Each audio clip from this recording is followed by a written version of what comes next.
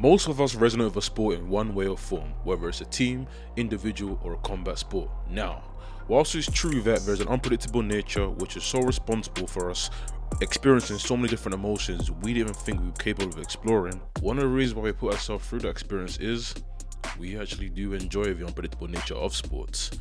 Maybe because we take inspiration from it. The unexpected occurring, or the underdog coming out victorious, or simply the impossible becoming the possible. Just things that we aspire for in our daily lives. So, with that being said, there have been countless prominent shocks across many different sports. So today, I'm going to list 5 of them for you. It would be an understatement to say the Lakers in the 2000-01 season were a force to be reckoned with. They were the reigning champions, and it was widely expected they would repeat gold in this season. By boasting the second best record in the NBA at the time, and spearheaded by the most dominant player in the league in Big Shaq. And no, I don't mean that Big Shaq. I mean this Big Shaq. The Big Diesel Shaquille O'Neal. Nobody, and I mean nobody, would have bet against the Lakers repeating. And I'm not even mentioning the fact they had Kobe Bryant as the perfect sidekick to Shaq. And can you ever imagine a team with Kobe Bryant as a sidekick? No. Now come playoff time. The Lakers literally steamrolled through the Western Conference with a record of 12-0, and they were on track to become the first team in NBA history to go undefeated in the postseason.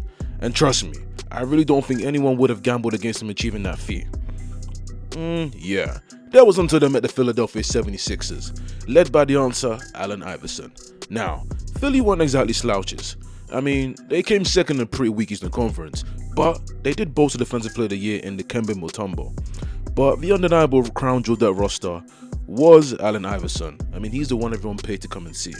And Iverson was a man possessed this season, because he'd just been crowned the MVP over Shaquille O'Neal. And I'm pretty sure he was the smallest man to ever achieve that feat. And that is no disrespect to anyone that's sure. Anyway, carrying his fine form in the postseason, Iverson had been the primary source of inspiration for Philadelphia, being the difference in scraping past the Milwaukee Bucks to bring the Sixers to their first NBA Finals after a nasty 20-year absence. And whatever was to occur, Iverson had already cemented his place in history with one of the undeniable all-time great seasons. However, what is it they say? Whatever comes good doesn't come easy, because Iverson and the Sixers had a huge obstacle blocking their pathway to NBA gold, and that was the larger-than-life Shaquille O'Neal, who was that immovable object, and this was as far as it seemed to be for Philadelphia. Now, I'm not a gambling man, but don't tell anyone that. But let's be real, nobody, and I mean nobody, was betting on the Lakers to lose. Yeah, one of the reasons we relate so much to sport is nothing goes the way it's supposed to go. Scripts don't exist, because what Iverson lacked in size and physicality, he more than made up for with heart and skill.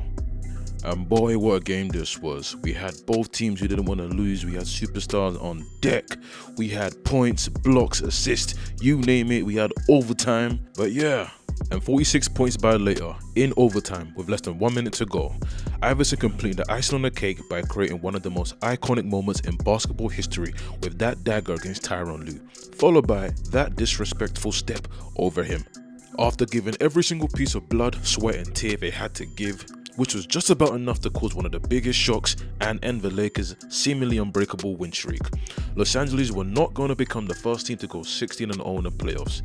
And for whatever was to happen for the rest of that series, I can guarantee you 2 things. First of all, Philadelphia, well, mainly Iverson, had gained the utmost respect of every single fan in basketball history and proved that the odds don't always go in their favors. And number 2 being, this truly felt like a David vs. Goliath story. With Shaq being Goliath and Iverson being David. But it showed that even the biggest gods or the biggest kings, they can fall too. 2012, what an incredibly unique year. The year they said the world is going to end. Now, if you were gullible enough to believe that shit, then trust me, I don't know for you. But it was also the year Spain established themselves as the greatest national team we've ever seen, with a La Masia core consisting of Xavi, Iniesta, Sergio Busquets and Gerard Piqué. And guess which other guy I forgot to mention was also a product of Barcelona Academy? That happens to be Lionel Messi. But 2012 also contained one of the most storied Champions League seasons ever. Now, Chelsea, the previous 08 finalist, they had one of the most dysfunctional seasons this year.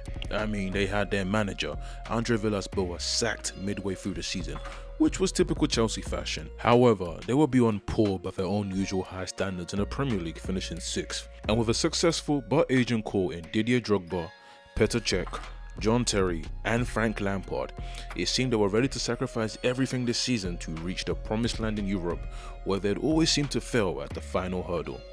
But they were up against the Barcelona team, who were the best team in the world, bar none, and were feeling pretty good about themselves after disrespecting Bayer Leverkusen, scoring, 10, 20, 30 goals, and then there was a historic comeback against AC Milan. So when Chelsea had matched up against Barcelona this year, the outcome wasn't expected for Chelsea to prevail, especially when up against Lionel Messi, who was on another planet this season.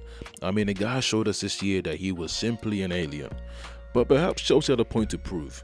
With a 1-0 lead at Stamford Bridge thanks to Didier Drogba, it seemed Chelsea were finally on track to finish the season strong. But I'm pretty sure Chelsea fans weren't going to get their hopes up, because I'm pretty sure we all remember that diabolical game at Stamford Bridge back in 2009, right? Yeah, that one. However, it couldn't be ignored that Lionel Messi established himself as the greatest talent we've seen in football this season, and it seemed pretty inevitable that Barca were going to defend their UCL title. So let's take it back to the second leg of this UCL semi-final at the Camp Nou, where Barca always seemed to pull the magic out of the hat. And after early goals from Andres Iniesta and Sergio Busquets, it seemed Chelsea would not reach their long-desired goal of hitting the promised land in Champions League glory. And alongside their captain John Terry being disgracefully sent off, it went from bad to worse for Chelsea. But once again, this 2012 season showed that nothing was supposed to go the way it seemed to go, because after that devastating chipped finish by Ramirez to level things on aggregate, which was a shock for Chelsea. I mean, if you saw this game live, Chelsea were literally hanging on by the thread, and regardless of the result, we'd seen courage like no other that night in the Camp Nou, because after block, tackle after tackle, Chelsea just simply wanted to come out there with a result, and you couldn't fault them regardless of the result. So following a shocking Lionel Messi penalty miss, which seemed to be Chelsea's fate to do something special, that's when the breakthrough came through. And yes, I'm talking about that breakthrough. Fernando Torres, the mega 50 million signing who was expected to transcend Chelsea, had been one of the biggest transfer disappointments. And if there was ever truly a time for Fernando to perform a miracle, this was the moment. And boy did Fernando perform, because of a last minute goal out of nowhere to pierce the dagger into the heart of every Barcelona fan in the Camp Nou, this also resulted in one of the most iconic pieces of commentary in football history. I mean, the moment was so big, we saw a grown man have a live orgasm on audio, man. Come on, man. How often does that happen to you, man? But you know what, it was always just going to be their moment. It was Chelsea's time, it was their destiny. They finally got their revenge against Barcelona, and if you truly experienced this live, you understood the magnitude of this upset, and this will always go down as one of the biggest upsets we have seen in the history of football. Alright, look, we've spoken about basketball, we've spoken about football. Let's change up a little bit now. Let's speak about mixed martial arts. So, let's now go back all the way to 2019. We're going to go back to UFC 235.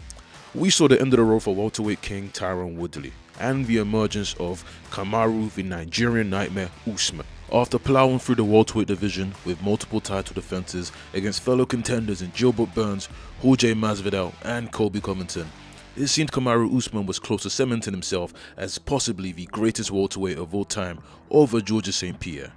And it seemed like he was never going to lose that title. So nobody would have had any reason to doubt he would defeat British contender Leon Edwards at UFC 278. I mean, this was the second time they'll be facing up, in which Kamaru had already won the first bout, albeit they'd both grown a lot since then, as it would have been 7 years since their first fight, and 7 years is a very long time in combat sports. Now, let's stick to Fight Night, because whilst Leon Edwards had a valiant effort in round 1, which he clearly won, even getting a takedown in the process, he clearly struggled with Kamaru's intensity throughout the fight. I mean, when you consider all things, there is the unfamiliarity of fighting in high-altitude Salt Lake City, which certainly did nothing to help Leon's case. But I mean, he is from Birmingham, and he does normally fight from Birmingham, and Birmingham isn't exactly the best place in the world, is it?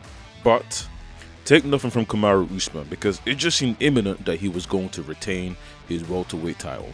But once again, as I said, this is why a lot of us resonate with sport. Because as Leon Edwards famously said himself, the belt belongs to no one. Meaning that nothing goes the way it's supposed to go. With one of the most unforgettable and motivational moments inspired by Leon's corner. Listen, stop feeling sorry for your well, come on then, what's wrong with you? You're too down, you gotta pull the out of the fire. Stay sharp. Come on, Leon, man, you got it, man, come on. You got this, sharp. With less than 1 minute to go, Edwards did the impossible and threw one of the most beautifully choreographed Hail Mary kicks to send Kamaru Usman to sleep night-night, shocking the entire world. And after a 3-year reign, there have been a new champion in the UFC, and this will go down as arguably one of the most shocking, if not the most shocking upset in mixed martial arts history. The French national team were absolutely stacked from top to bottom. Honestly, calling it stacked is the biggest understatement to say because they were fucking loaded. They were the world champions. I mean, they had golden boy Kylian Mbappe, followed by Antoine Griezmann, Paul Pogba, N'Golo Kante, and the long-awaited return of Karim Benzema. And it seemed nothing was stopping France from avenging their shock Euro 2016 final defeat against Portugal, scored that fucking banging of a goal to destroy the French dream. Yeah, that one. So I don't think it would be a stretch to say that the French team were probably experiencing some sort of PTSD during the game against Switzerland at Euro 2020, because panic arose when the Swiss national team snatched a surprisingly early lead. However, order and normality was restored as Karim Benzema produced a moment of magic to score one of the goals of the tournament, followed by Paul Pogba scoring another goal to tournament contender, and it seemed that the French national team were 1 foot in the quarterfinals with 10 minutes to go. Until Swiss resilience prevailed and they scored 2 late goals to equalise thanks to goals both from Severovic and Gavranovic, surprisingly taking France to extra time. Now, whilst momentum is a huge factor in football, the odds were still heavily in favour of the French. I mean, when you've got Kylian Mbappe, you've always got a chance, haven't you? I mean, he wasn't having the best game so far, but it's Kylian Mbappe, come on. And after a grueling extra time, it was time for penalties. And both teams executed a near-perfect penalty shootout. And the last man to expect to miss would be golden boy Kylian Mbappe. And just like that, the tournament favourites were knocked out in the round of 16. Now, nobody expected the reigning world champions to get knocked out in the first round of the knockouts, and it proves why sport captivates us so much, because nothing goes the way it's supposed to go. And France will always be scratching their heads knowing that they did not avenge their shock Euro 2016 final loss, because how the hell did a team with Kylian Mbappe, Karim Benzema and Paul Pogba lose to Switzerland? Final tale of the night, we have a true David versus Goliath story here. We've got Anthony Joshua, one of the most prominent heavyweight boxers of his era. Joshua was on top of the world entering 2019. I mean, let's face it, he was a unified heavyweight champion of the world, and he was undefeated with a highly impressive record of 22-0. Originally scheduled to face Big Baby Jarrell Miller, who got disqualified after failing the drug test, and RUIZ came in as a late replacement to save the pay-per-view bout. Now, let's be honest. Whilst he had an impressive record of 32-1, to the average casual, not much was known about Andrew RUIZ, who seemed more than happy to grasp his opportunity to just be in a ring, and it was widely expected that Anthony Joshua would defend his title. I mean, they couldn't be more different in size, stature, and notoriety. I mean, Joshua even gave the belts to RUIZ to pose with before the fight. It's like he treated him like a kid meeting his hero or a Make-A-Wish kid. But nonetheless, it wasn't long after that we realized why Andy RUIZ wasn't just going to be another number to add to Joshua's clean record. In fact, it seemed that RUIZ was tuning up something special, and we understood shortly why he was nicknamed The Destroyer. Knockdown after knockdown, jab after jab, combination after combination. It might have been the biggest understatement of 2019 to say Andy RUIZ outclassed Anthony Joshua in every single damn possible way that night. And after an essential doctor stoppage to a clearly concussed AJ, the only question was, why wasn't that fight stopped earlier? I think I know why. I call it champion tax. But I think even the referee couldn't believe what was happening. Andy RUIZ has shocked the world and dethroned Anthony Joshua as a united heavyweight champion of the world by TKO. And without a doubt, this was one of the most astonishing victories in sport. Olympic medalist and British poster boy Anthony Joshua had suffered his first defeat to a man who did not embody what Joshua was. I mean, it was a living embodiment of David versus Goliath. And that is a wrap. And that was 5 of some of the biggest upsets we've seen across different sports. Now, the list is endless, and I could tell you so many more. But that's for another time. And I really hope you enjoyed watching this video. Make sure you give it a like, subscribe, and follow us on our socials. I appreciate your time listening in, and have a good day.